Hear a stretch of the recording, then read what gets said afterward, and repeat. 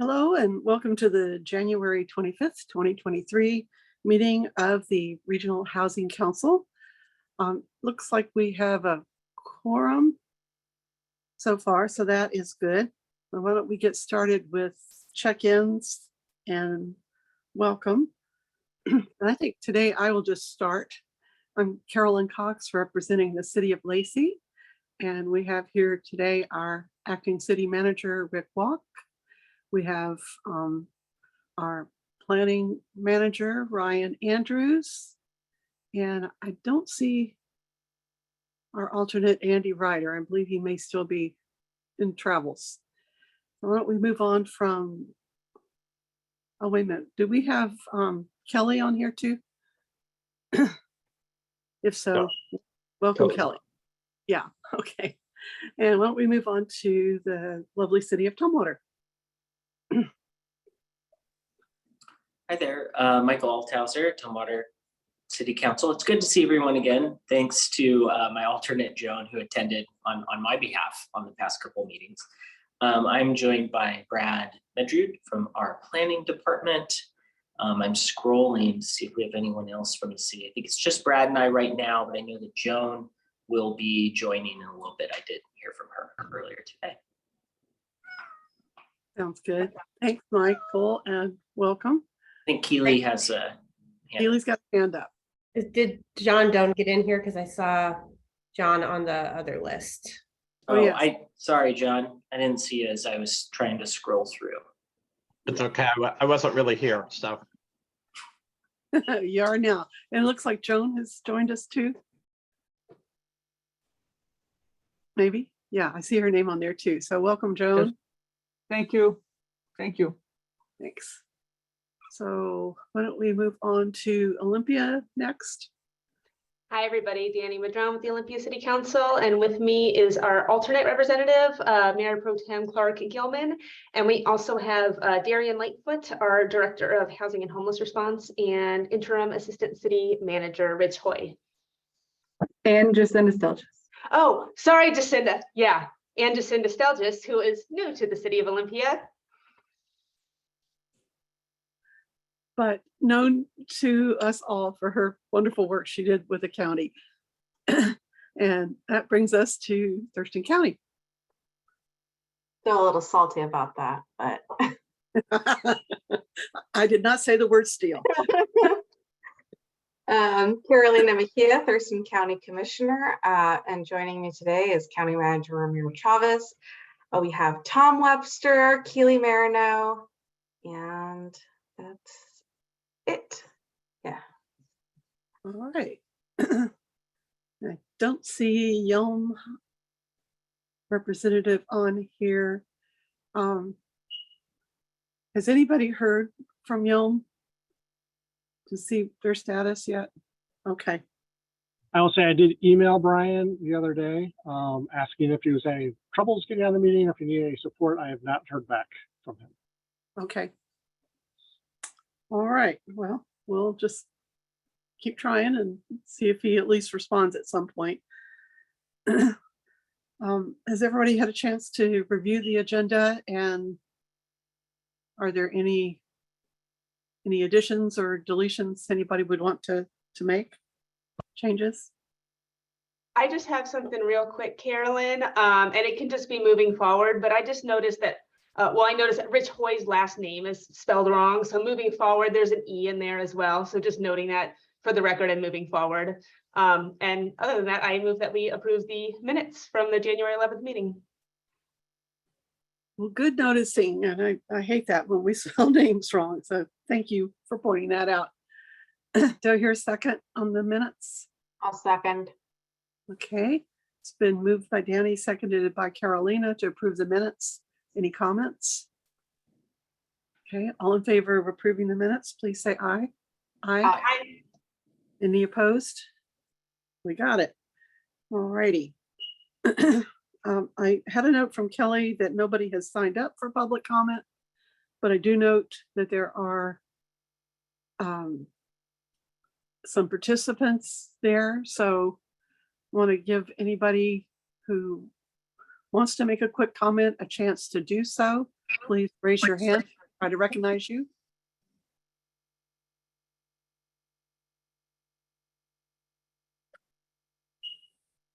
Don't see any hands raised, so I think we're good there. All right, let's move on to elections. And at this meeting, we are going to vote for a chair and a vice chair. For anybody listening, I will remind them of the rule that this organization has, that the county, as the lead agency, has to be either chair or vice chair, and then any city representative can be chair or vice chair, but we have to have one of each, a city and a county representative making up the executive team. It sounded like somebody was trying to say something. Did I? Anybody? Okay. So I will open this up for nominations for chair.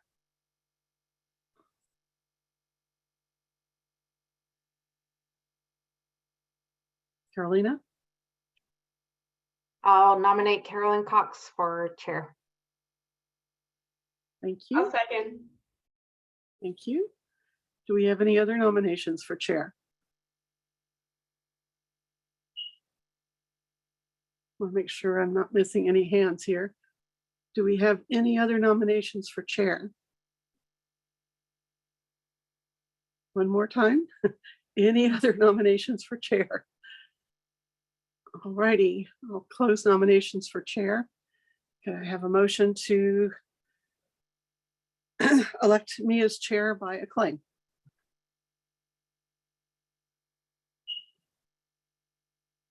Hello? Do you need a motion? I guess not. I just think we need to, well, maybe we do, just to formalize it. You I already nominated. seconded it, so I went Seconded. backwards. All right, so about just vote on the motion, then call that a motion. Just for the record. So all in favor of electing me chair for another year, please say aye. Aye. Aye. Okay. Any opposed?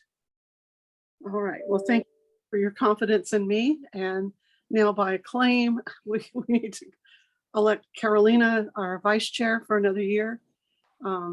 So can I have a motion to that effect and a second? So moved. I'll Second. second. Okay, it's been moved by Danny, seconded by Michael. Any discussion? All in favor, please say aye. Aye. Aye. Any opposed? Congratulations, Carolina. Thank you. Congratulations to you too. Yeah. And if my name were Spanish, we'd both be Carolina, so it's kind of fun. So, anyway, well, thank you all. I appreciate your confidence in me to steer this for another year. Although I will say I do believe in shared leadership, and I'm hoping maybe next year one of you, or if there are new representatives, might consider giving the chair's role a go, or Carolina. So, all right, can we move on then to the Southport Financial Project Proposal? Darian, you have the lead on that. Thank you. Great, thank you so much, Chair. I have a few slides to show, and I know Southport representatives are attendees tonight, so if we have questions, we can pull them forward to add any clarity. I just have a few slides to go over big picture. I know you all received a staff report in your agenda. I'm just going to echo a lot of what that says. Tom will help me out with any pipeline specific questions, and then we can ask questions to Southport or just allow time for discussion. Okay. Carolina? Sorry, Darian, before we started, I saw David Bain, our new Public Health and Social Services Director, joined us. And so I just kind of wanted, sorry, just as you pulled up the. Right. Okay, can everyone see my screen? Okay, Great.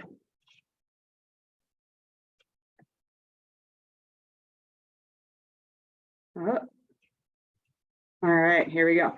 So just a bit of a project overview, 162 units, 2, 3, 4 and bedroom units, looking to house approximately 400 folks on Burr Road in Southeast Olympia. It's 3-story building, solar and EV ready. Solar, we'll have solar and we'll be EV ready.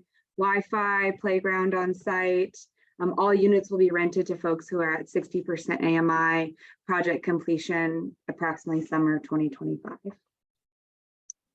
So looking to go over the loan breakdown, or really the financials. This is the graph that Southport had in their project proposal to all of you. And the deadline that we're looking to meet by that March 31st deadline is that 42% tax equity. That is just a large portion of this project, and the loan is going to cover that 5% public, or the local commitment actually will cover that 5% leverage of the yellow slice of the pie. So talking about the loan is a 1% interest, and the term of the loan is approximately 22 years from the money being dispersed. It is a 20-year loan, but it's after project completion. So that is about 22 years of when the loan would be paid back. The payments will be made back to us, so approximately $26,000 of the 1% of the total amount being given to the project. And that'll be made back to us yearly, depending on which jurisdiction or how that plays out, $13,000 per allocation, with the $1.3 million from the city, committed from the city, and then 1.3 from potentially from the RHC. The drawdown, so this can be given not in a full lump sum. And something I want to highlight here is that if maybe the RHC would be interested in offering a commitment letter to the project, you know, leadership could talk about where that funding comes from later down the road. If Olympia has committed our 1.3 to the project, that's something that could lead and go first on that end of 2023 deadline. And then the following year, the additional 1.3 would come from the RHC. But what funding source, 1406, home fund, that could be determined later if that was something that was of interest to leadership. And then the full lump sum will be paid after the loan is matured. So the RHC funding overview, Southport is requesting 2.65 million, which is 5% of the total project. Olympia has committed the 1.325 to the project. Just to go over where those funds could potentially come from the remaining amount. The city county home fund, so once all of the funds are combined, we're looking at approximately $5.7 million. A portion of that will be set aside for homeless services. So that comes off the top for the capital home fund. So that would be about $4.3 million. And as we're working to fold in the 1406 funds, approximately $1 million, that would leave the total projected RFP for this summer at about 5.3 million. And so that's the amount that the RHC is looking to do an RFP for capital projects this summer. If we felt that that was an appropriate source to allocate to Southport, then that would bring that RFP down to about 4 million. And that's shown in the right bar graph, in the left bar graph. It's how much how Southport has requested, what's been allocated from the city of Olympia, and then the remaining amount. So just wanted to provide a visual. I know that home ARP has been mentioned as a funding source, but we left that out of here because again, the requirements for that funding doesn't meet for this project. So I'm highlighting the city home fund, county home fund, the combined there, and the 1406 as possible funding options. Okay, and then just to go over a couple next steps. Again, these were outlined in the staff report, but does the RHC want to consider funding this request? If so, does it want to be a loan or a grant? A grant would be, you know, there are perks to a grant, less administrative requirements, but with the loan, we'll receive those yearly payments and we'll receive the full payment as the loan matures. So that's just a point of discussion. And then future similar requests that come to the RHC that have a timely request, how do we want to evaluate those in the future? That has come up about out of cycle or about evaluating our pipeline. And that's just a point of discussion that we could look at, could be kicked back to the RHC tech team to come up with a policy so this body can remain nimble and to have attractive projects for larger funding pools, the state or federal level. So how do we want to remain creative and nimble when projects like this come up? That's all I had. Okay. Thank you, Darian. Well, why don't we start with the first question? At the last meeting, I think we heard a lot of enthusiasm for the project, but it was more how can we get there?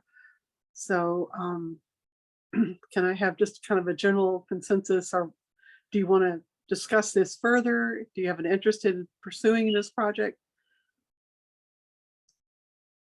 It's looking for comments. I see Clark nodding his head yes. Yes, I think we should talk about this project. Okay. Anybody have I mean, I would just say that I don't know how walking away from 160 units is like, I don't think I could like conscionably do that. Like just knowing like the need in the community and the challenge in the gap. And, you know, keeping in mind, like, I wasn't at the last meeting, but Joan and I have talked extensively about this, and I've reviewed the minutes and talked to folks.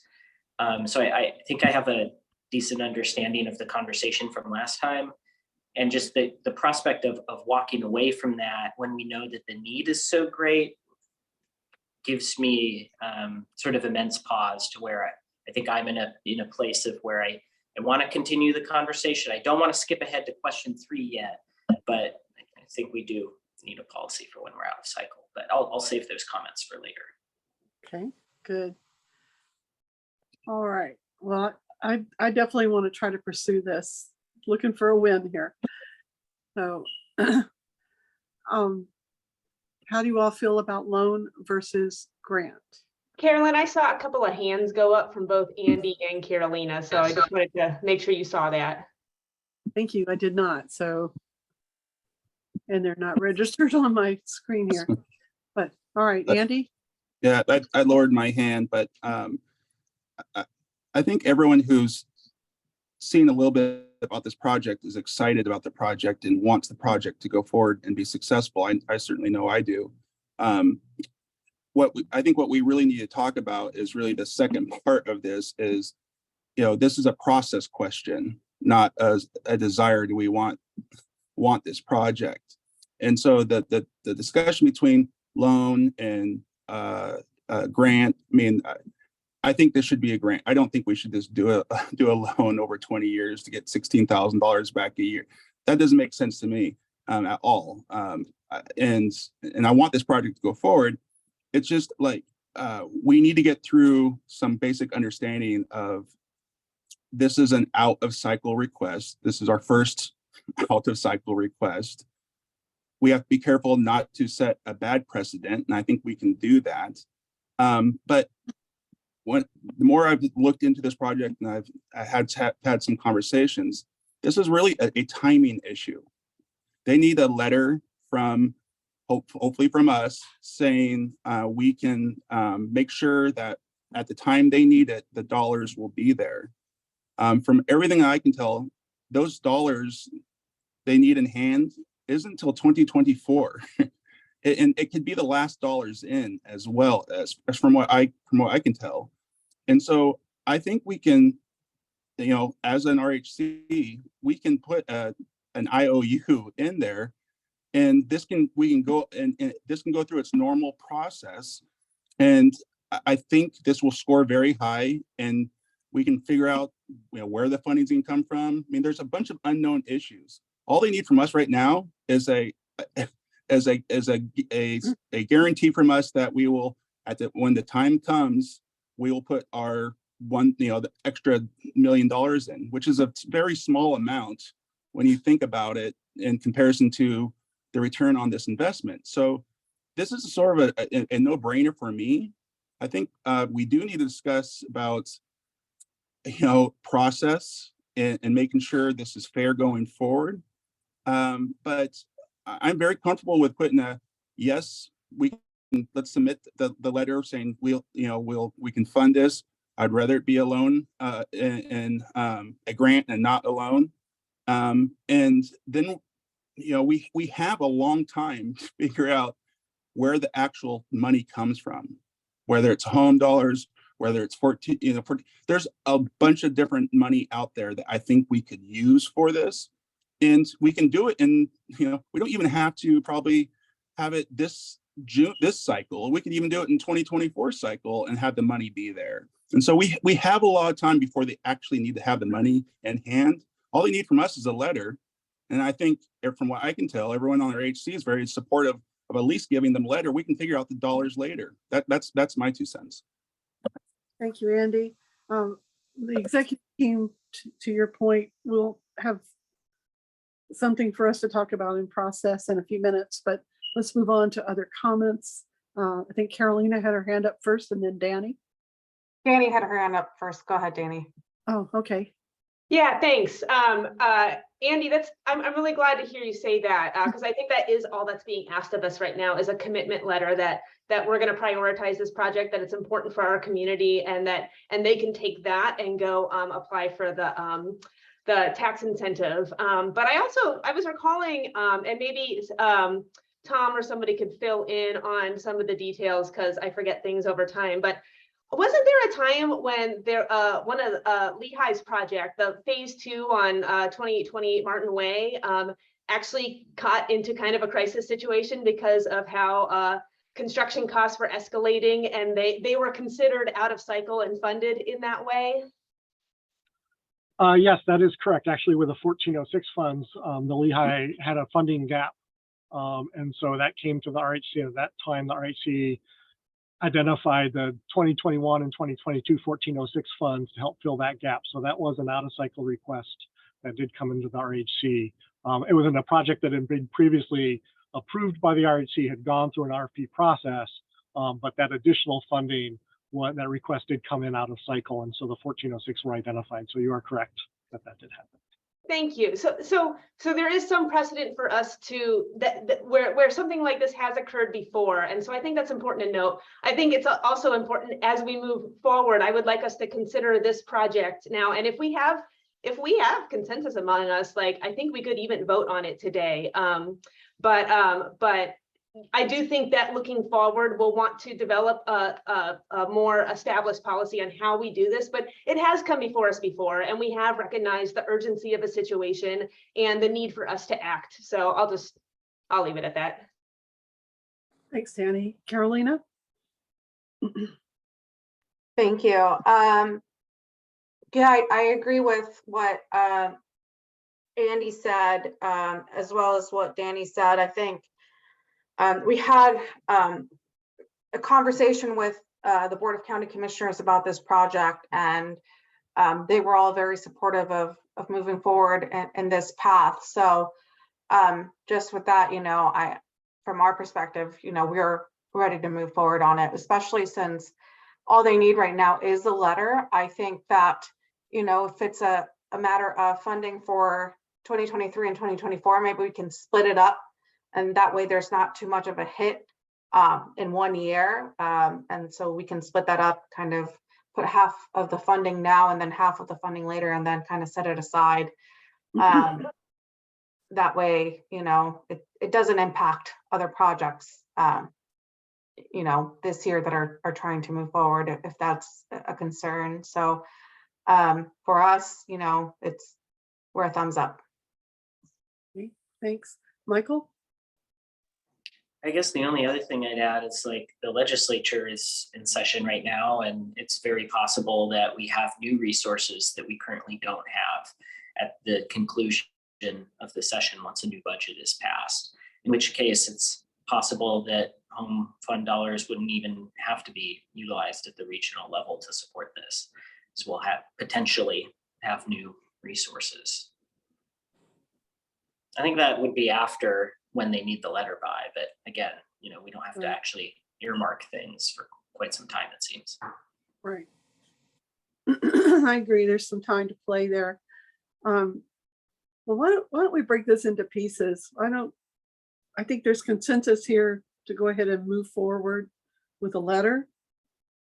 So if we could have a motion to do that, and then I'd like to have a conversation about some other considerations for building flexibility into our funding process so that we don't get stuck when things like this come along. I see Romero had his hand raised, and I thought somebody else did too. Danny, okay. Romero? I think I was second behind Councilmember Madron. Oh, I was gonna make a motion, so if you got something to say, you should say it. I agree, Commissioner Mejia, in terms of the decision the IHC has at this point is to issue a letter. And I recommend the RHC that the letter should state the funding is contingent to receiving the overall grant. Because without having to receive the grant, I think just giving the money they will not build will not make any sense. So that will be my recommendation on that letter. If that is the direction the RHU will go. This funding should be contingent to receiving the grant from the state. Which grant are you referring to, Romero? I believe they're going to be applying for a grant from the state. And that's what they need this letter to assure the local jurisdiction Okay. are participating. All right. Tom, since Danny is going to sit and ready with a motion, why don't we go to you next? Yeah, and just a logistical question to make sure we're correct. So if this, I want to make sure, since the RHC technically makes recommendations on projects to fund to the Board of County Commissioners, is it appropriate, does this commitment come from the Regional Housing Council, or does this commitment need to come from the Board of County Commissioners? I don't know if that's as much of a question for Ramiro or the chair. Just want to make sure that the commitment is coming from the right body. My recommendation will be this a letter of commitment in a way from the Regional Housing Council. And the board eventually will have to exercise the legislative authority to issue the funds when we get to that point. Yeah, I would agree with that, Tom. Commissioner Mejia has a different perspective. Right. Just a point of clarification on that, though, in the presentation that we had in January, I thought that it said that it had to be a letter of commitment from a city or county. And so I'm wondering if somebody at Southport can clarify that for us, or maybe one of our staff know the answer to that. I just want to make sure we get them what they need. What they need, good point.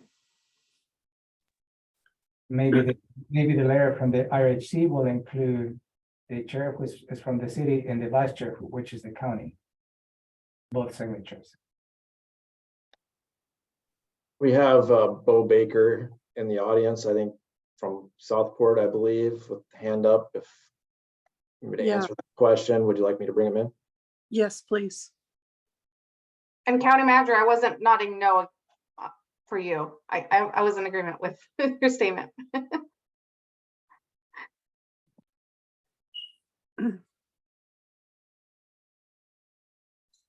There we go. Can you guys hear me?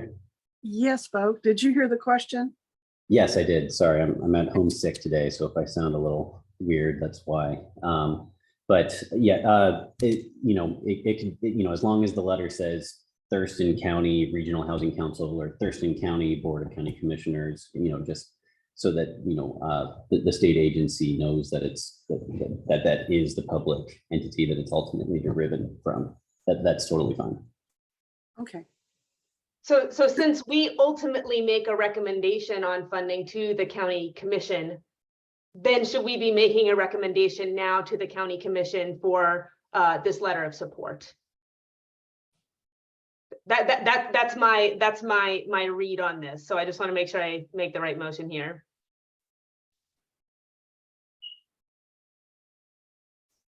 Oh, do you have any? Either would be fine for us. again, this isn't something that's derived from like enabling legislation. It's more discretionary at the state level. So, you know, they're not checking every I, or, you know, they're going to understand where it's coming from. It doesn't have to be terribly specific. Okay, excellent. And Carolina, do you have a preference?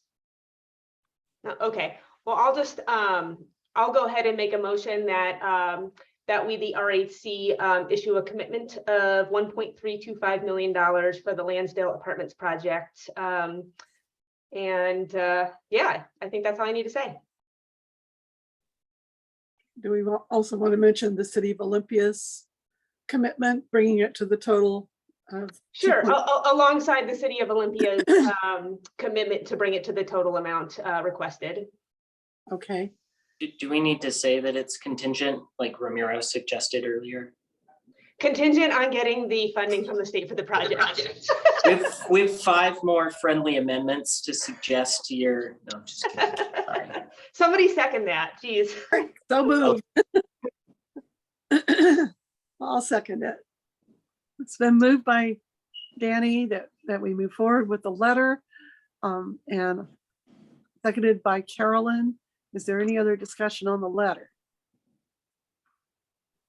Hearing none, all in favor of moving forward with the commitment letter, please say aye.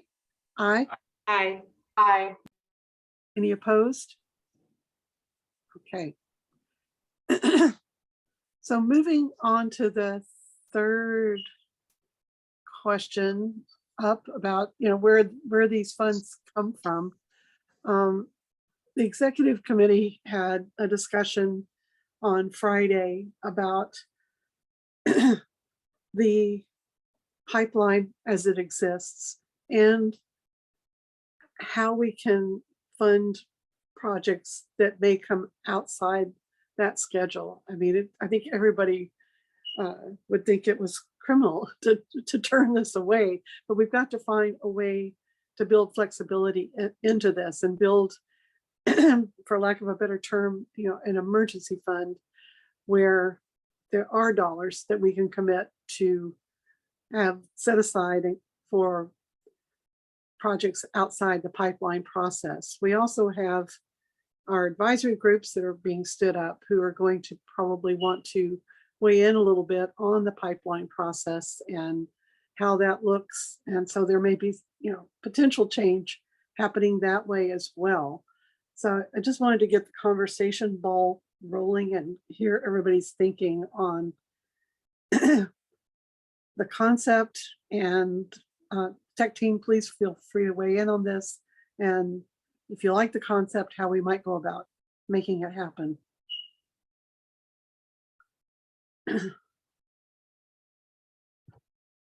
Mayor Ryder has his hand up. I just saw that. Andy? Yeah, thanks. Well, first of all, I think we have to be a little bit careful here, because on one hand, we do need to be prepared for the unexpected emergency. And so, you know, that is just a contingency within our budget. We should always have a contingency within our budget, you know, hold back a small percentage of our dollars to always make sure we have a contingency there. Although we want to encourage people to follow a good process. And that was the one difficult thing about this project. Everyone loved the project, but we haven't even gotten through 1 year's worth of process, and we're already sort of making it up as we go along a little bit on this one. And this was a little bit easier for me because the dollars don't need to be committed till next year. And we have a lot of different funding sources where it could possibly come from. All they need is the commitment letter right now. But like I said, we just need to be careful where we don't have a normal set of process for most of our agencies and most people trying to do good projects.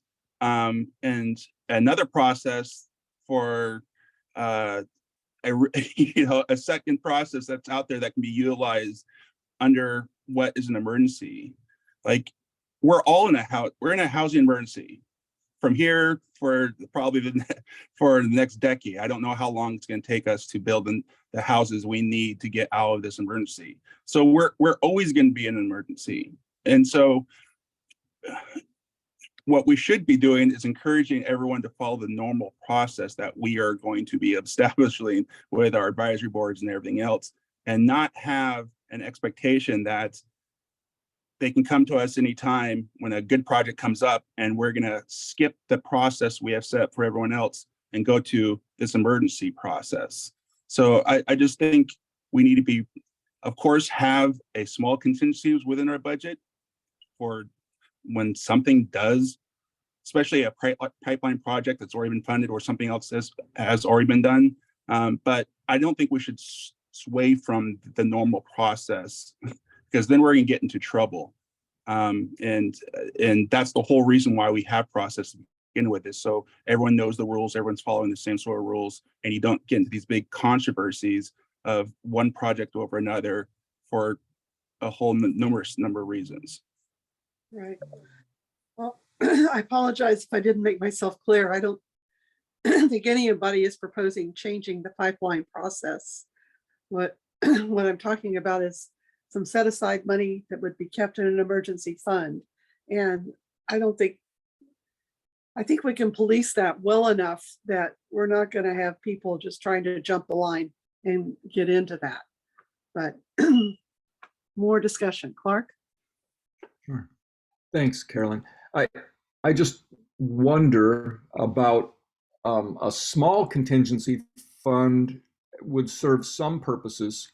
A flexible policy that would allow us to respond to opportunity, wouldn't necessarily be a small grant. So I just, that has me wondering whether, as opportunity and situations come up, I think that ability to be nimble and respond to those opportunities is very valuable, and they won't always be sort of out of the petty change fund. So Right. just consider that. I appreciate your thinking there. Anybody else have a thought on this?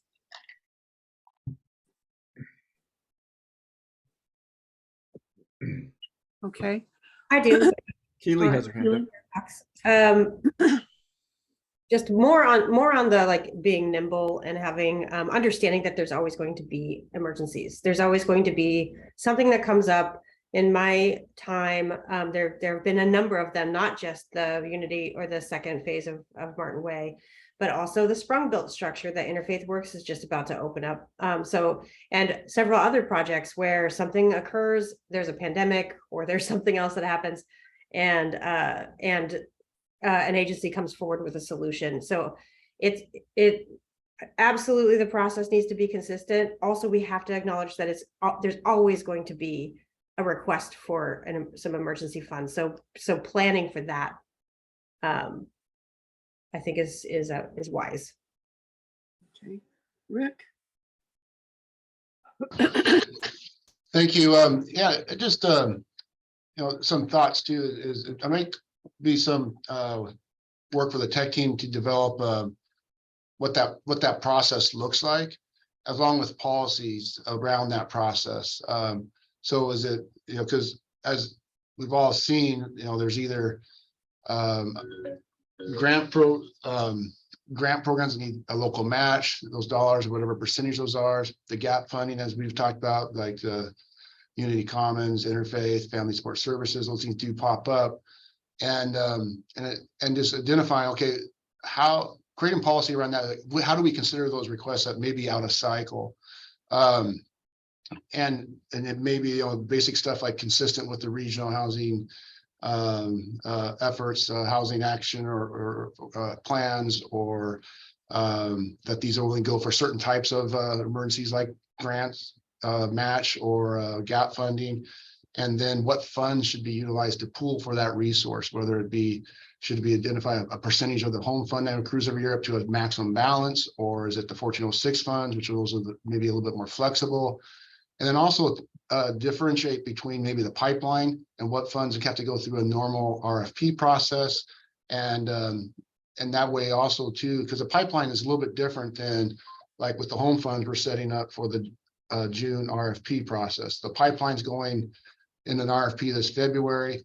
But what we were talking about with these home funds and the conversation around this commitment has been towards more the RFP process that's going to occur in June, which doesn't include a pipeline program. So kind of differentiate between those two processes, and then creating what is the policy and framework that we need to consider these out of cycle request funds to make sure that meets the objectives of the Regional Housing Council based on planning and financial strategies. Excellent point. And I was hoping you'd say that. So it seems wise to me that we do turn this over to the tech team and ask them to come back with recommendations. And I would also ask that they keep an ear to the ground on how the advisory committees are shaping up, and so that that work is not being siloed, so to speak. Does that make sense? Okay.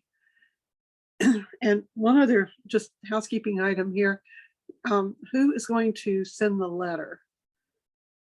Write the letter. Can we get that assigned? I will draft the letter and then I will send it to you for your signature, Chair Cox. Okay. And we'll use our RHC letterhead. Woo, there we go. All right. So, and can I clarify, and I can go back and listen to the recording, was that as a grant or a loan? Was there a decision made on whether it should be a grant or a loan as part of that commitment letter? Or just that we are committing the funds and the loan versus grant is still to be determined? Rick? I heard that the motion was to commit the funds and not in the form of either a grant or a loan, but I figured that be figured out later on the funding source. Yeah, I'd say keep it open. I mean, if they want to try to go through the process and get a grant, then, they can. Otherwise, we also have that loan option. And that has been our intent from the city of Olympia in terms of our contribution, is that it would be a loan to be reinvested into the community. All right. Is there any problem with leaving that question open in the letter? Anybody see a problem there?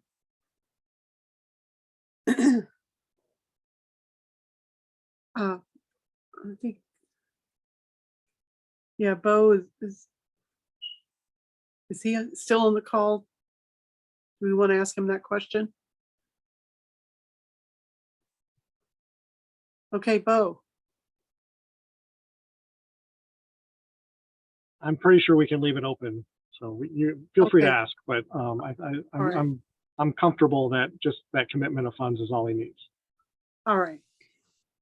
Yeah, my understanding is it doesn't necessarily have to be specified, but that's also something that we can easily confirm with the state, in 24 hours. So.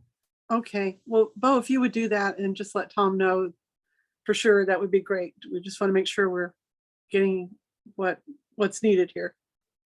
Okay, will do. All right. Thank you so much. Thank you, guys. All righty. Is there anything else that anybody wants to discuss on the Southport proposal? Funding going forward. Okay. Well, thank you, tech team. I look forward to seeing what you all bring back on how we can keep some flexibility in our process so that we take full advantage of the leverage that we have. Let's move on then to the ILA. Oh, I'm sorry, funding priorities with Tom McKeely. All right, thank you. And then just to kind of wrap up that discussion, we will work with the advisory boards to develop that policy and make sure they weigh in. So just want to let you know that. Yeah. All right, I will share my screen so I can, we can walk through the items in your packet. So hopefully everyone can see that. So this is going to look familiar, but a little different. We've had some changes from when we shared this with you last meeting in terms of around our funding. So the top half, what we're talking about is funding. This is part of our annual RFP process. This is a large year for us. Typically, we do 2-year awards. So every other year is a off year. We have less amounts to award. This year, we have the full funding amount to award. So I wanted to walk through those dollars amounts, and we are looking for your approval to move forward with this RFP. So for our capital affordable housing dollars, we have our 2 sources of funds. One is the federal home dollars, and we anticipate Congress appropriated the same amounts for home this year as they did the previous year. So we expect our award to be very similar, which would leave $750,000 of capital funding from that federal dollars. For the 2060 local document recording fees, we are projecting a decrease in funding. We do have a healthy fund balance in that, but what we're projecting or recommending is to award $250,000 of local document recording fees for a total of $1 million. And those would go to support those projects that have been identified in the pipeline previously. That includes the 2 pipeline projects for this year are Habitat, a project in Yelm Longmire by Habitat for Humanity, and then Sequoia Landing by the Housing Authority are the 2 projects in the pipeline for this year. So as indicated, if others are submitted, we'll consider them, but those are the 2 in line for funding. For homeless services, funding, the buckets we receive, first is the CHG Consolidated Homeless Grant. Last year, we received a little over $1 million. This year, we are projecting, and the projection is tough, estimating around 600,000. We had a baseline of 800,000. We got some extra money last year, but kind of for the last few years, our baseline of funding has been at 800,000. Based on what we're hearing from the states, we were hoping that we could project at least a baseline amount that the state would be able to fill that gap. Right now, obviously, the legislature is still early in session and we don't know, but right now it's looking that we will see a reduced amount of CHG. So we're estimating right now around 600,000. So a reduction from 800,000. HEN, we're hoping will remain level, perhaps an increase, but we'll see. 3.8 million for HEN. Our 2163, again, we're projecting, we are seeing 40 to 50% decreases in document recording fee revenue. So a substantial reduction in our document recording fees for 2163. So only 1.5 million that we'll have to award this year. Our home fund, so taking 30% of the home fund of the county's local home fund dollars for services, which we're projecting 4.5 million for the home fund over the year. So 30% of that is 1.35 million. So that will help make up some of that local document recording fee gap. And then the 1277, which is the relatively new state document recording fee, again, projecting reductions in that. We're having a really hard time getting a handle on what these numbers might be, but rather than the $4 million we were hoping to receive, we think that's going to be closer to $3 million, but that's really our best guess at this point. So all told, that leaves around 10.25 million for homeless services and funding. And that's in comparison to last year when we awarded over 11.5 million in funding. So an overall reduction, and certainly with inflation, costs are not going down in terms of staffing and other supply costs. So that's going to be a real challenge for us this year. For the Human Services Fund, we are in the process of collecting revenue projections. So we received some from Tumwater and Olympias, thank you.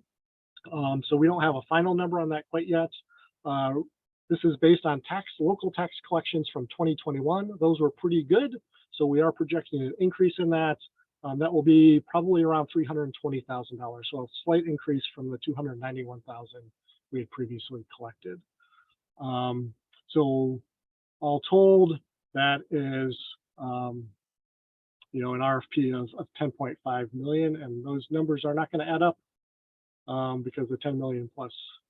So, but anyway, so those are the funds that we think we have available to award this year. Let me stop there and see if there's any questions.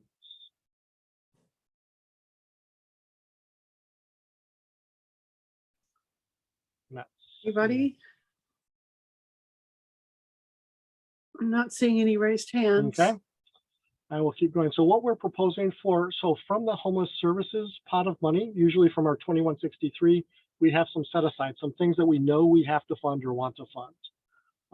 So this year, these are the set asides we're proposing for you this year. One is coordinated entry. So we have to fund our coordinated entry system, and we're posing that at $250,000 for 2 years. So that would be $250,000 each year. So a total of $500,000 over 2 years. Housing basic needs is something we've funded in the past. This group has set aside funds for, in a sense, homeless prevention dollars is really how I like to think of these. So 200,000, that is the same amount as that has been funded over the last several years. We're also recommending those as 2-year awards. For cold and hazardous weather shelter, we're recommending 250,000, which is similar to what has been funded in the past. We continue to anticipate that we will not have a single adult cold weather shelter for next year. And so we're recommending only to do a 1-year award for cold and hazardous weather in case there's an opportunity in the future for additional funding and the capacity, the ability to do a single adult cold weather shelter. So we've been on a 1-year cycle with our cold and hazardous weather to adopt and hopefully have some flexibility to see if we can expand that. An emergency fund for homeless services, 200,000 is what we've set aside in the past. So that's also just for 1 year. The Lived Experience Steering Committee, that is up and running. We hired the consultants to get that group up and running. It is now working. It is working well. They're hitting the ground. So we want to make sure we continue that. So this 50,000 would be for an agency to continue facilitating that group and to support the payment of stipends to those members on that committee. And that would be a 2-year award. We're also proposing up to 25,000. It will probably be less, but up to 20,000 to be paid from the Olympia Home Fund contribution for stipends for advisory board members. So this was something that has been talked about, and so recommending that following the Olympia process, so we would incorporate advisory board stipends under the City of Olympia stipend process. Olympia has agreed that they would since make those stipend payments under their policy. So they would just, whatever portion they spend for the stipends, they would deduct that from the home fund that they send over to the county. And then something that we talked about last week is we're looking to set aside up to $60,000 for agencies to have a budget line item, and agencies that receive award up to $5,000 for up to 12 agencies to fund DEI related activities for those organizations. Frequently, if an organization applies for $100,000, they only get $70,000 is all we can give them. If they had some DEI work, that's often the first item that falls off of that budget. And so this would be a set aside to make sure that those specific activities can be funded and that they don't kind of end up on the chopping block if applications are not able to be fully funded. So we wanted to kind of have that set aside. So that is what we're proposing. That is a hefty chunk of just about $1 million in set asides to fund those things.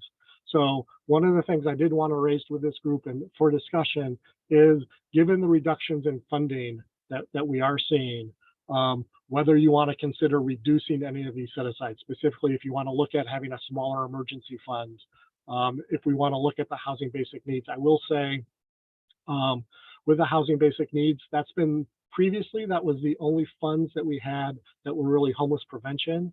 Under the 1277, there's now the eviction prevention rent assistance program. So there are some new dollars coming in that are specifically for rent assistance. So that may be able to offset some of the types of activities that we funded in the past with housing basic needs. Certainly a needed program, paying for those folks who, their hot water heater broke and, they can't afford that repair or those other types of things. So certainly a worthwhile need. But anyway, given the reduced funding, I did want to kind of revisit and make sure you're comfortable with these set asides and whether consider whether there's an opportunity to adjust any of those.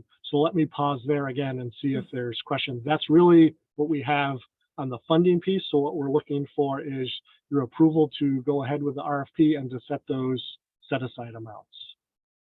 Clark, then Danny. Thanks, Carolyn. Tom, I'm curious about the cold and hazardous weather and not expecting a single adult shelter provider to apply. First, it's colored by a little frustration with that cold snap we had a few weeks ago.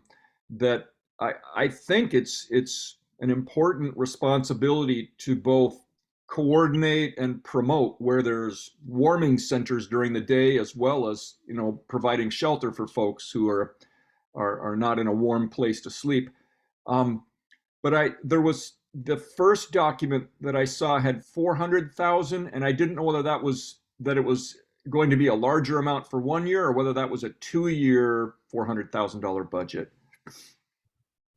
Yeah, thanks for that. And I'm going to ask Keely to jump in as well. So in previous years, we've set aside 250,000 for cold and hazardous weather. Last year, we increased that to $400,000 in anticipation of having a single adult provider. That did not materialize. So we did not have $400,000 of applications for cold weather last year. So even though we'd set aside 400,000 last year, hoping to have that single adult provider, it didn't come to fruition. And so that's why we're back down to that 250 range, because that did not come to be. So, but certainly within that, we do have money for hazardous weather, which pays to help stand up during the snowstorms and the particularly bad weather. We are hopeful that this year we will have a larger space and we'll be able to house more people during those events, kind of for coming winters. So I don't know, Keely, would you have anything to add to that around cold and hazardous weather? But it has been a challenge. Yes, for sure. So what I would say is that the intent, right, currently Interfaith Works holds the contract for hazardous weather response with regards to pop-up shelters, whether they be day centers or whether they be overnight shelters. And we just haven't had a space that could accommodate more than what could be accommodated at First Christian until this year. So the intent is that Sergio's Place will become that spot for a pop-up shelter during hazardous weather. And that's a significant increase from the number of beds that were available in the last year or so. So, and we do have, what I can say is also that the response time with the providers is pretty streamlined at this point, and we're able to stand up between the City of Olympia and Interfaith Works really quickly when we see a hazardous weather event on the horizon. So we hope that in the future we have a consistent cold weather shelter. It's a heavy lift if it's not already a shelter. So just standing up a shelter for 6 months can be tricky to facilitate. And so in our existing shelters as they stand, there isn't space within those shelters to stand something up for 6 months. So and then close it down. So I don't know if that's helpful, but That's really helpful. And I just wanted to underscore that I think you're right that there's $400,000 at least of need, but that we don't have vendors, space, capacity to spend that. So I just wanted to underscore that as we're making this decision. Okay. Thank you, Clark. Danny? Yeah, I wanted to speak to the question around emergency funds. Because 1 year, all the emergency funds got spent early in the year because there was a big need from Interfaith Works, I believe. And then we recently put some emergency funds towards the project between OLIMAP and ORCA. Was that for this year's emergency funds or? Correct. So we've already spent how much of the 200,000? About 110. So I thought it was funny that you suggested that we could reduce it, because I was going to suggest that we increase it. Just because, I mean, we spend it down so early in the year, and then it's not available when as other things come up for when we might need them. So I was going to recommend increasing them, but I would at the very least not want to reduce that at all. Fair enough. All right. Anybody else want to weigh in on the emergency funds question? Okay, Tom? All right, so I think at this point, we're looking for your approval to move forward with the RFP for these set-asides with the estimated funding amounts.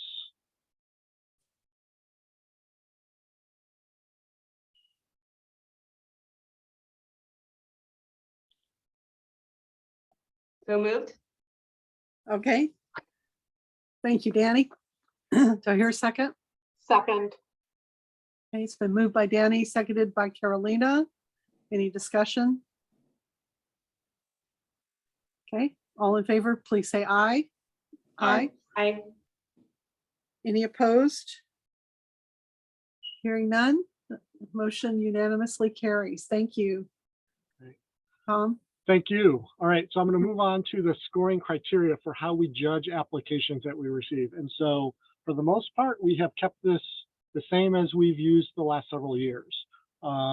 We look at the importance to the community, project design, cost effectiveness, partnerships and collaborations, support for vulnerable and historically disadvantaged populations, financial capacity, responsive application, and then for the capital projects, we also looking at staffing capacity and timeliness.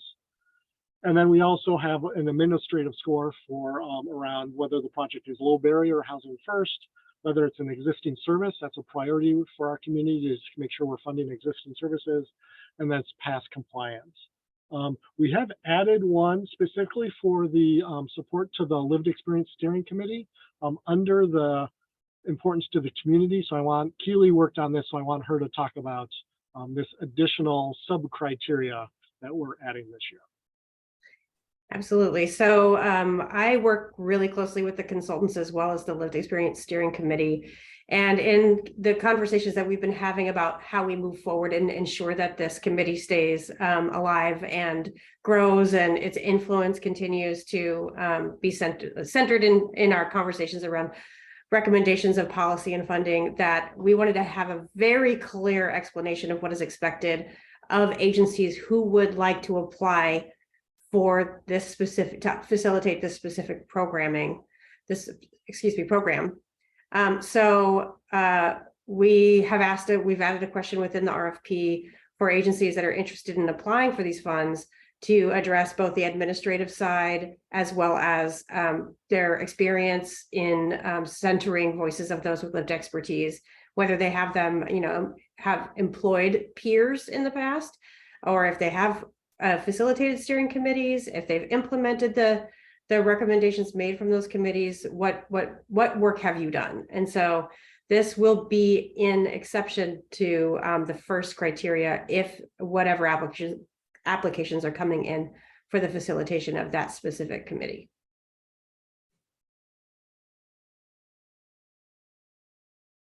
Great. Thanks, Keely. Thanks, Jill. So open to any questions on these scoring criteria, and then looking for your approval to move forward with using these criteria.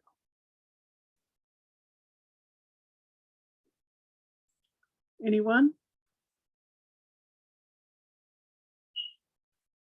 Well, I can say, as somebody who's been working with this for about 5+ years, I think it's evolved and it's working pretty well for us. So I would definitely be in support of it.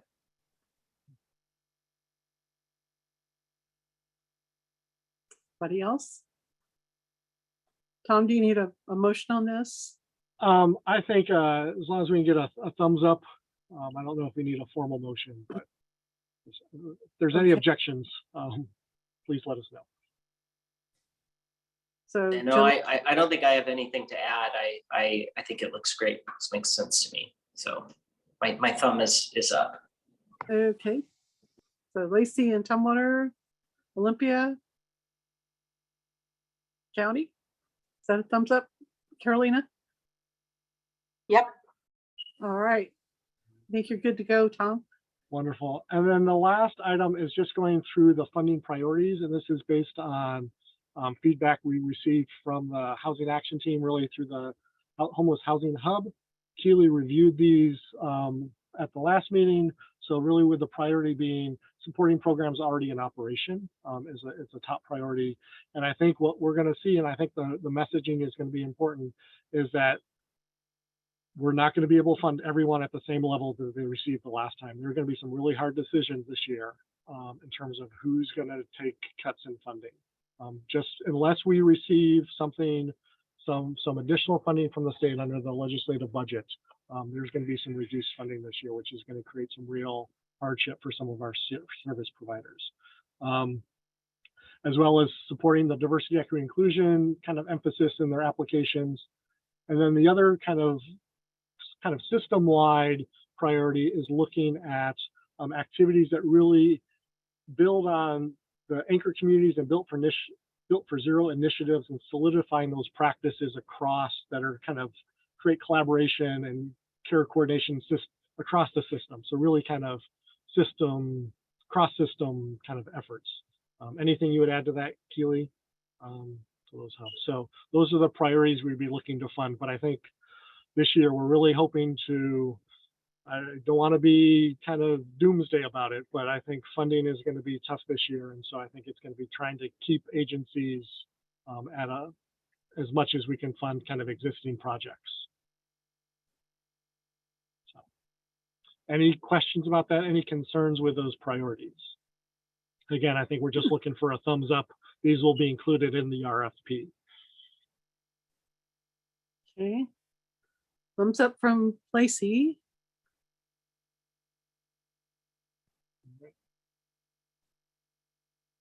My thumb is up. I don't know if you can see me because we're screen sharing. But There we go. With screen share, it's a little tough, which is why I'm asking. Okay, looks like Olympia County, Tumwater, and Lacey. Okay, we've got unanimous. Great. Thank you very much. So next steps, we will take this and we take your recommendation. We go to the Board of County Commissioners before we issue an RFP. We get their permission to go ahead with that RFP. So we will be going to the County Commissioners to get that. And then the RFP will be, we are shooting for an issue date of, let me just look at the calendar. February 24th is when we hope the RFP will be on the street. With applications, we're targeting applications due on March 31st. Okay. We will also announce we will have a bidders conference for applicants. So they, a few days, usually the week after we issue the RFP, we'll have a bidders conference for folks to have a chance to read the RFP, and then they can come in and ask questions of us, and we provide that support to them. So that will be as part of the RFP once we set that date and time and how to participate in that. So that will be going out. So thank you. Good. Thank you, Tom. Good stuff. All right. We're ready to move on. Looks like Tom again for the interlocal agreement. All right, thank you. So we are back with our Regional Housing Council amendments to the interlocal agreement. We included in your funding packets the, it looks like we have, sorry, I missed the, just include the edits, but I don't see, we did not include the track changes version. I apologize for that.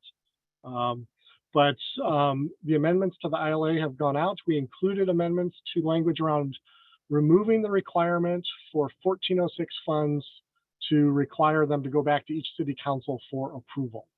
And so I know tech team staff have looked at that and provided comments.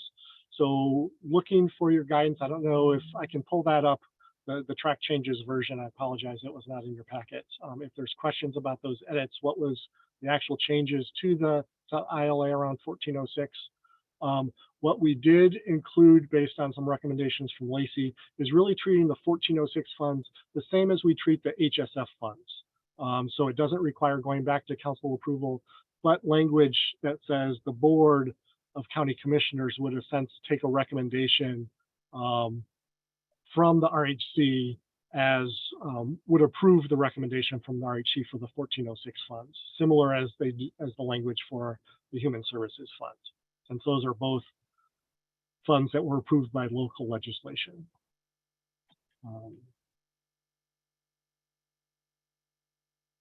So I apologize, I will pull up that RHC if you give me just a minute.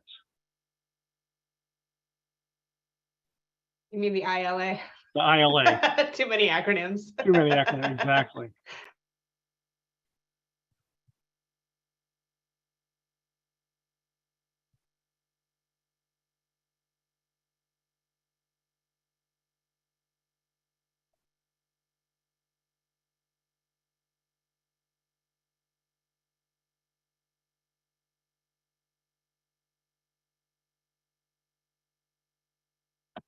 Okay, I will share my screen. So many of these edits you have seen before.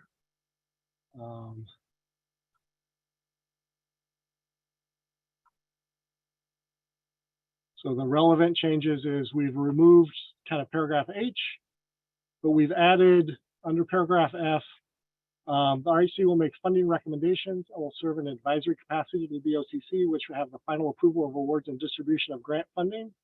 The BOC will give substantial weight and consideration to the recommendations of the RHC. With respect to the HSF and SHB 1406, the BOCC will authorize funding for these grants, but will not deviate from the funding recommendations provided from the RHC. And then we've removed a lot of the 1406 language, but we also included language that said jurisdictions can agree to pool $1,406, that the jurisdictions will submit their tax revenue on a quarterly basis, will abide by the administrative requirements of the state around 1406, that the lead agency will prepare the various reporting materials, that's the county, and that jurisdictions may not utilize its own 1406 prior to adding the funds to the pooled accounts. And then we added language based on a recommendation from Lacey to say 1406 revenues collected by the RHC may return to local jurisdictions with the approval of the RHC for eligible projects consistent with adopted funding priorities through an annual application process. So really what this was, there was previously language in the ILA that said that an agency could request their 1406 funds back if they were not used on a project within a certain time frame.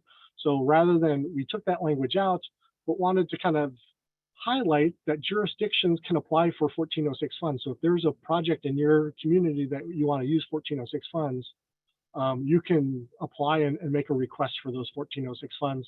RHC would approve that, but local jurisdictions in some ways still have access to these funds. They would just need to make that request through a normal funding process. And that's, I don't know if someone from Lacey, that edit came from Lacey. So I don't know if Rick, you want to elaborate on that or not, or if someone else from Lacey does. No, not really. Tom, you did a good job of explaining it. It's just mainly since those are locally collected funds that we're pulling at the regional level, just if there's an opportunity to arise from either one of the partners that has a project that has regional consistency, that have the ability to access those funds to move a project forward at the local level.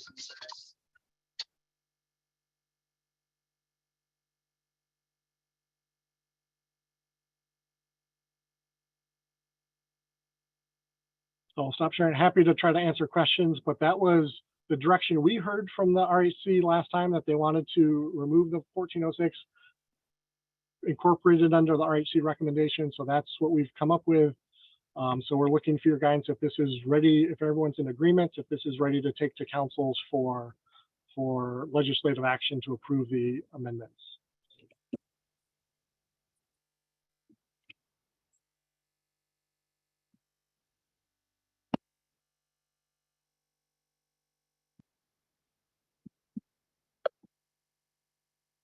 Carolyn, you're muted. I think you called, maybe called on Andy. Andy. Sorry, I hit the wrong button here. So Andy? No problem. I know this is keyed up to come in front of Lacey actually tomorrow at our work session. So we're going to have some more conversation about this. My only question looking through this really goes to back to the advisory boards. One thing that I want to make sure on the advisory boards is that we have a good representation from people across the county on the advisory boards.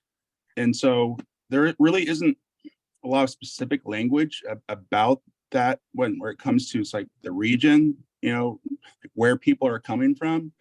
But, I was just thinking, that now the county is set up into five districts.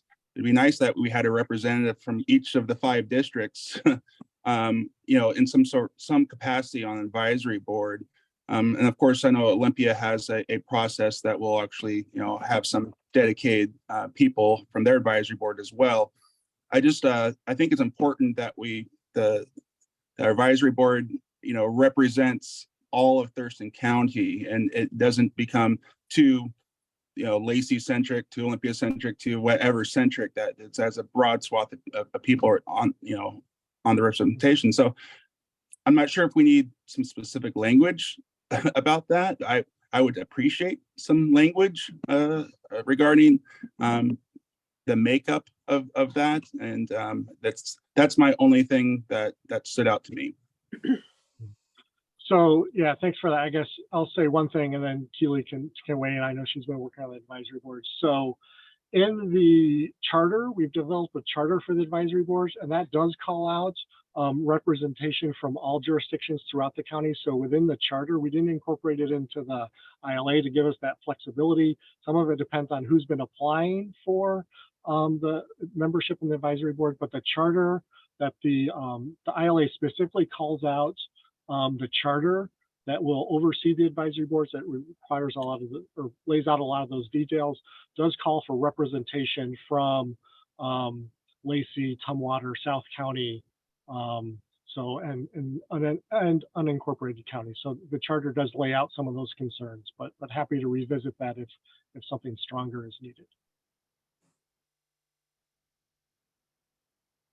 I guess one question in my mind is if we don't get applications from some other areas, what happens? We just have smaller committees? Do we go out and beat the bushes or what? Yeah, and that's why we didn't want to put it as kind of a requirement in the ILA. So it's in the charter. So, and Keely weigh in on this, but we can leave spots open. So we can, as someone's identified, later on, we can leave an advisory spot open if we don't have a representative from the South County initially, but later on we receive an application, we can hold that spot so it can be filled by a South County representative as an example. But I like the Keely, who's been really leading the advisory boards. Yes, a couple things about that. One, for the affordable housing applicants that have the affordable housing advisory boards, there is at least one person represented from, I think, every region in the county. So that makes sense because affordable housing is fairly, it's broad and it's kind of a slightly different beast than the homeless services advisory board. I think what's tricky about having blanket language maybe in an ILA around that being a requirement is that when 95% of all of the services that are being provided for homeless response are embedded in the city of Olympia, it's reasonable that the bulk of those applicants are going to be from Olympia, because that's where all but a smattering of one or two or three homeless service agencies are located within the city of Olympia. So just keeping that in mind, that it's expected that we'll have predominantly people identified as working or living in Olympia on that specific advisory board. That may change as homeless services may expand throughout the county in the future.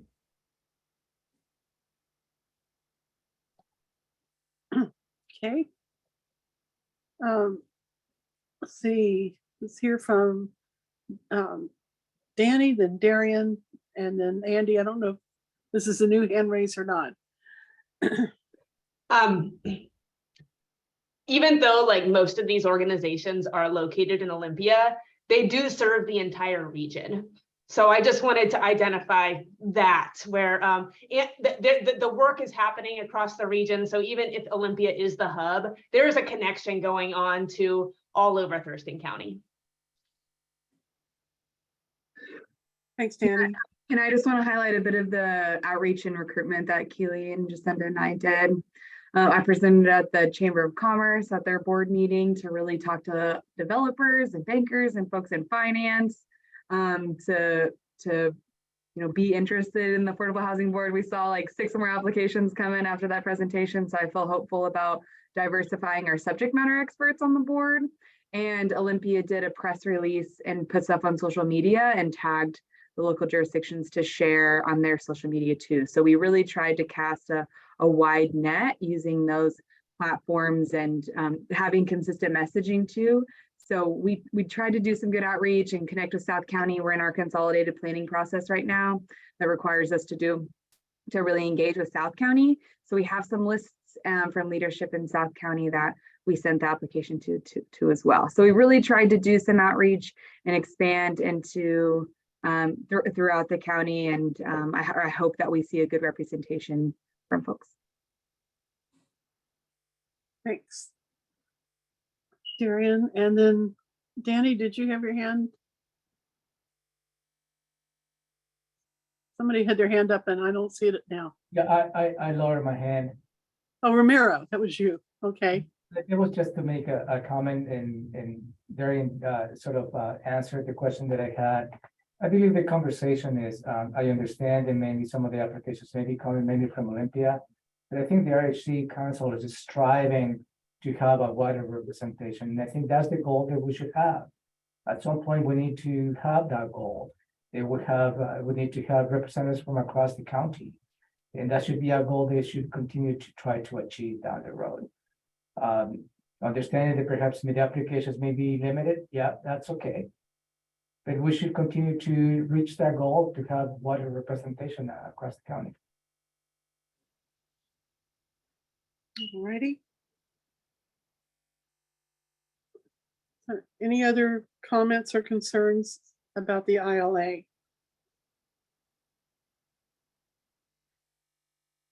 All right, so next steps, Tom. So this is discussion listed for discussion. Yeah, I think next steps are, if everyone's comfortable, then I think we're ready to accept all those track changes and have these go through legal review and bring them to every jurisdiction, bring them to your councils for votes, hopefully before the end of February. Okay. So can we have a consensus that we're ready to roll on that? Cynthia, Tumwater, Carolina, you're good? Okay. Then I say, let's do it. Great, thank you. Thank you. You've had a workout, Tom. All righty. Well, this is packaged nicely on the agenda. We moved from the ILA to an update on the advisory boards. So Keely and Darian, do you have anything to add to what's already been talked about there? I can start, and Darian, feel free to add anything. So yes, we closed our application portal, if you will, on Monday at midnight, so January 23rd. Alex Purse, who is a staff member with us in our office, helped us consolidate that and summarize all of the applications into a PDF form so we can really easily look through the applications and then score them as we move along. We will have all of the applications scored by next Wednesday, where we will, as a team, be discussing and making recommendations for appointment ready so that we can alert those we would like to make recommendations for to choose a time for a short interview on the 8th and 9th of February. So everything's going fairly smoothly. We had 21 applicants for the Homeless Services Advisory Board and 23 or 26 applicants, can't remember, for the Affordable Housing Advisory Board. So a really great showing of interest from our community. The affordable housing side is very, all over the place in terms of people, where they're from. There's a lot of diversity in their backgrounds and what role they currently play in the housing development world, which is appropriate. And so I'm appreciative of those who did apply. And then for the Homeless Services Advisory Board, we do have actually on both of the advisory board application side, we've got one lived experience steering committee member who's applied for Affordable Housing Board, but also applied for the Homeless Services Advisory Board, as well as another lived experience steering committee member. And as you recall in the charter, we have 2 seats set aside for members of the Housing Action Team, as well as 2 set aside for the lived experience steering committee members. So those looks like will be filled in this round. So I'm excited to look through the applications. I haven't started yet. So for the Homeless Services Advisory Board, it will be Jessica Olsen and myself who will be facilitating that group and administratively supporting that group will be reviewing Homeless Services Advisory Board. And then Tom Webster, Darian Lightfoot, and Jacinta Stelchus will be reading specifically the Homeless Services, the Affordable Housing Advisory Board applications, as they will be facilitating and offering administrative support to that ongoing. And then we do have one member of the tech team, so Brad Medred is also going to be reading all of them and reviewing them for us and being involved in that conversation of recommendations. So I think we're in good shape. Darian, anything else? No, we just that we are still in the process of trying to create a robust onboarding process. We've kind of talked about this from the start, so we want to set the boards up for success. So we're compiling that, making sure training and onboarding is supportive and clear, and we're able to get the boards to have them approved and then really move into the onboarding process so they feel confident and comfortable to start reading those RFPs in early summer.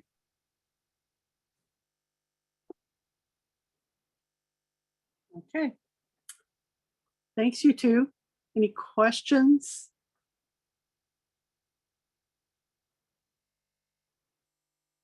Not seeing any raised hands, so sounds like everybody's satisfied with that report. Keely, you're up next with the point in time count. I was like, oh yeah, I didn't have the agenda in front of me. And I went, oh no, what is it? Yes, the point in time count.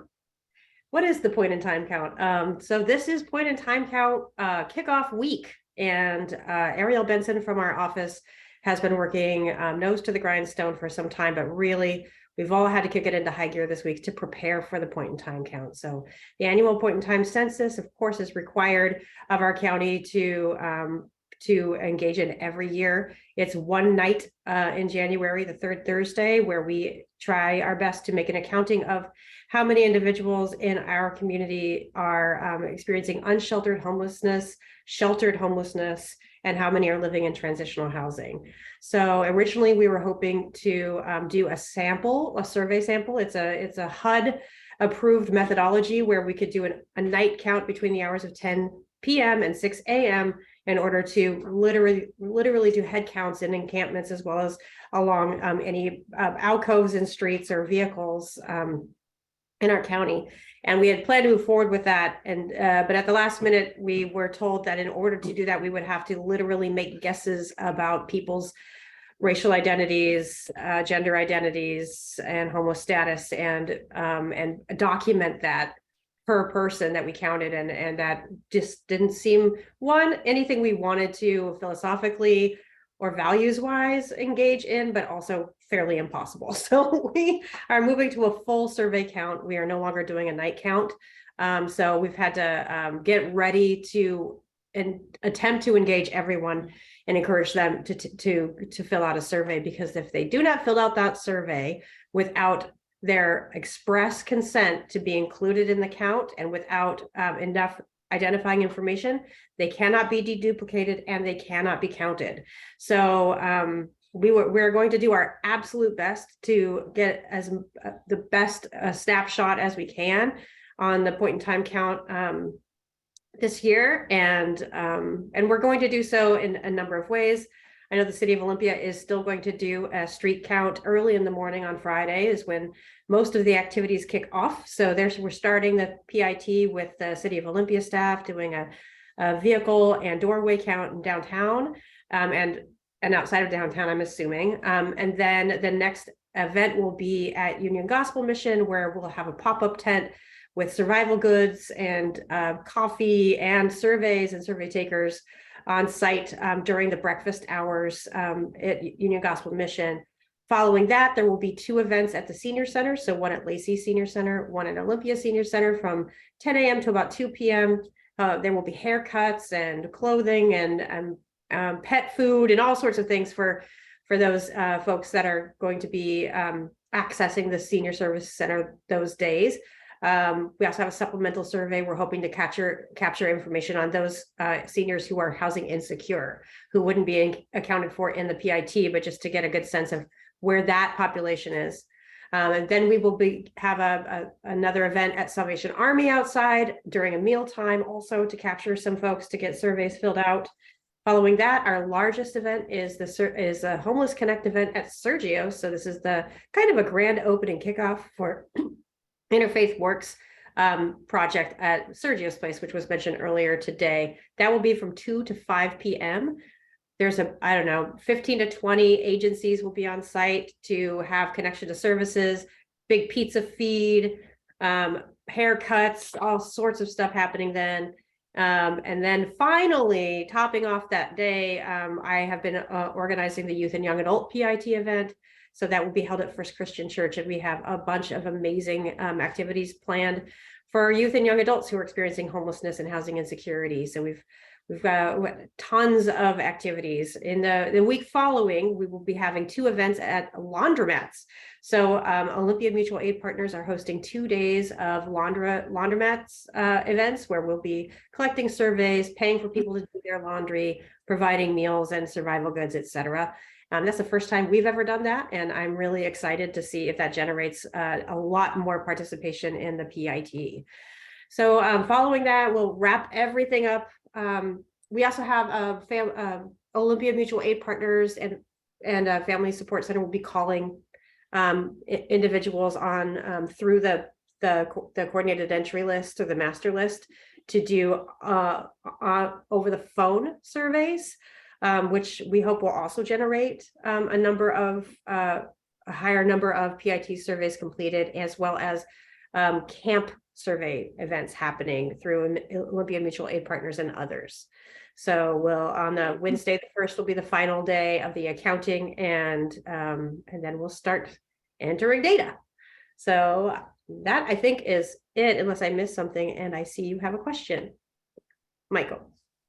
Thanks. Yeah, I sort of have a question on, so my like kind of limited understanding of the fundamentals of the point in time is like everyone, on this call obviously knows that it is not an accurate representation of how many people are without shelter in the community at a given time, that it's not a full picture.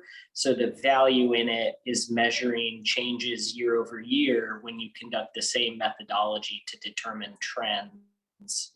So I'm really excited by all the ways that we're, getting creative about outreach and trying to encourage, better contacts and more thorough contacts and getting a clearer picture of what it might look like. So I guess my question is, moving forward, are these sort of similar methodologies or mechanisms that we're going to engage in the future so that we get that kind of trend line consistently moving forward? Because, if we're successful, which I hope we are, it'll probably show that we have a higher count this year than past year because our methods are more effective. So are we planning on keeping those effective methods in place moving forward?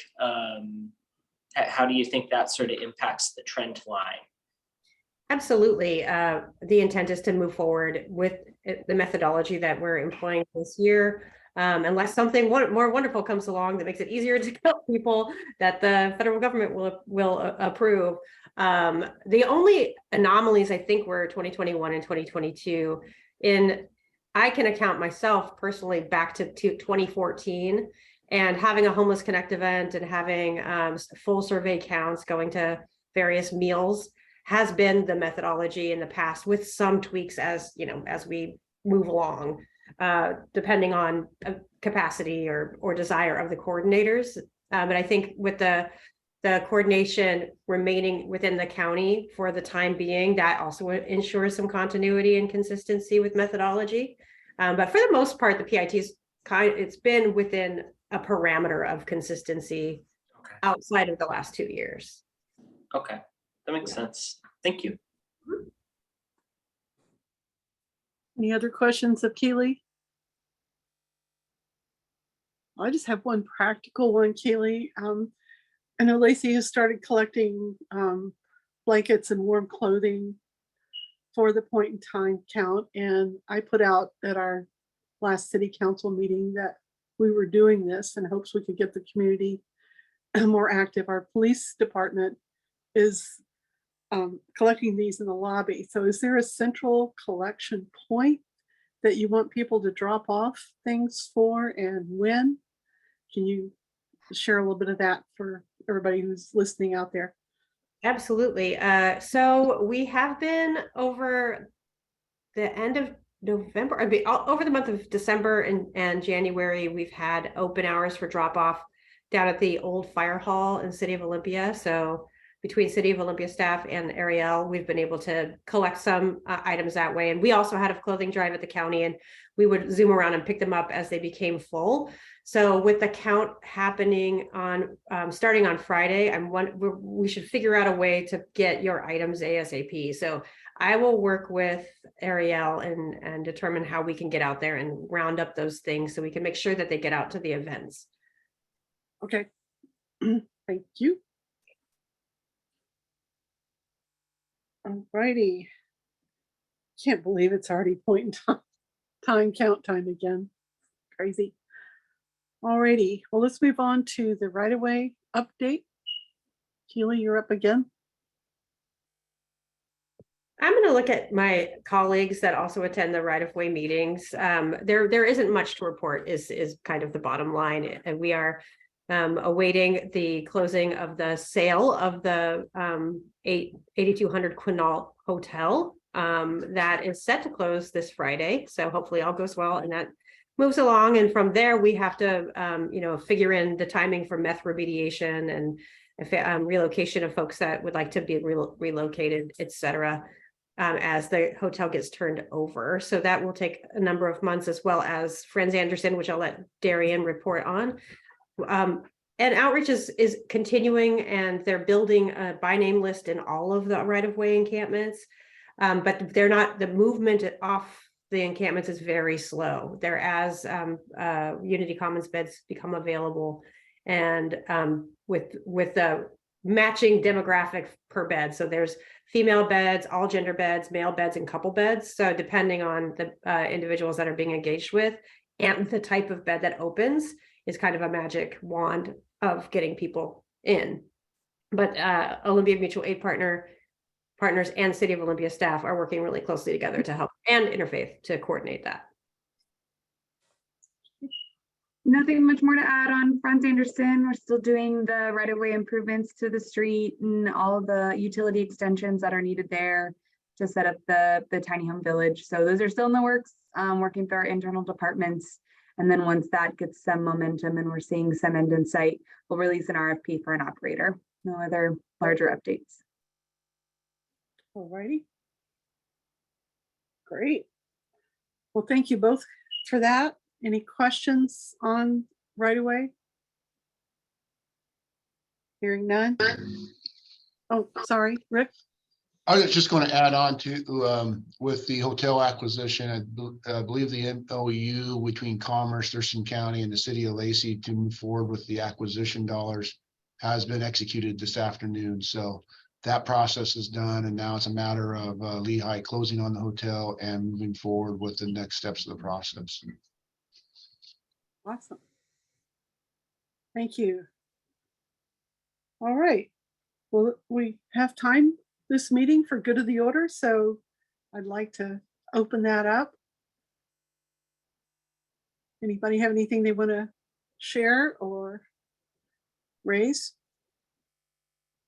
I've got just a quick thing. And I want to say this with like incredible amount of grace for staff who I know are super duper busy and often scrambling to be prepared for these meetings. We got the agenda and packet for this meeting like this morning. And I see you nodding your head, Tom. I do need a bit more time to not have to take time out of my workday to prepare. So I just wanted to flag that. Like I said, I know you guys are spinning a lot of plates, but I did want to just raise it, as early as possible that we can get those to be prepared. It's appreciated. So thank you. We will be better at that. Yep. Okay. Anybody else? Well, one thing that I would like to put to the group to give some thought to is whether we could start returning to in-person meetings.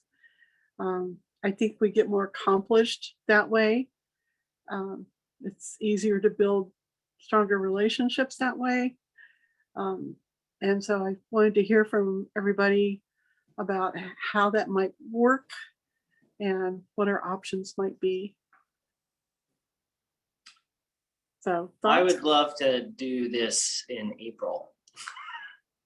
after session. I mean, yeah, Yeah. four is like kind of a challenge for me. And there will be a couple times in the next couple months where June will be representing the city because I'll have work conflicts. Okay. But I agree though that, I'd be open to doing in-person ones, but doing that during session, I think would be a personal challenge. It would be challenging for me to be able to do that. Okay. Well, I know schedule wise, it's going to be a little challenging for me too. So I'm thinking perhaps if we could maybe build in a hybrid option if we have to. Would the county be able to be the site for these meetings since it's fairly central to everything? If we do that, do you think we could get conference room, Romero? We have a very good conference room and we can make a hybrid option as we move along. Perfect. Okay. So how do the rest of you feel about that? Andy's got his hand up and then me. Gosh, you guys, Opera, I can't see your hand raised, so yeah, go for it. No problem.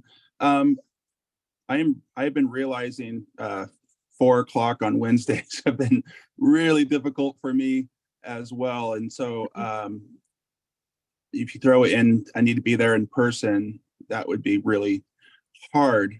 Although I absolutely believe as we're going through this year, we do need some more in-person meetings. It just, you get so much more accomplished, and as we're working through issues, it's so hard to do it over Zoom. And so on one hand, I definitely think we should have some more opportunities to go in person. On the other hand, it's can be really difficult for me to do that. And so it's always a balancing act, right? But the other thing is now we're meeting twice a month too. And so what I would maybe suggest is maybe one of those, pick a meeting and have that meeting try to be a hybrid meeting and the other be a Zoom meeting. So at least we're seeing each other once a month. And at some point we can have a discussion. Do we really need to be meeting twice a month from here on out as well? So lots of things to discuss there. True enough. Danny? I want to second what Michael said around let's revisit this conversation after session, please. And I'll second what Andy said in terms of when we get to a point, once we get the advisory committees established, all of that, maybe we even go back down to one meeting a month. I'm open to attending in person, but I think it's incredibly important that we maintain a hybrid option, not just for the public access component of it, but if let's say one jurisdiction has a COVID exposure at City Hall, and then all of a sudden we've got a whole group of people who are unable to attend, but the business still needs to move forward. There needs to be that, as long as we are, as long as COVID is still a challenge for folks, or for the entire community, for everybody, we do need to keep that hybrid option so people can attend remotely if they've been exposed. Point taken. All righty. Well, hate to ask the TEP team for one more thing, but could you all noodle on this a little bit and maybe come up with some options for how that might look? Thanks, Tom. All right. Anybody have anything else for the good of the order? Anything you want to brag about?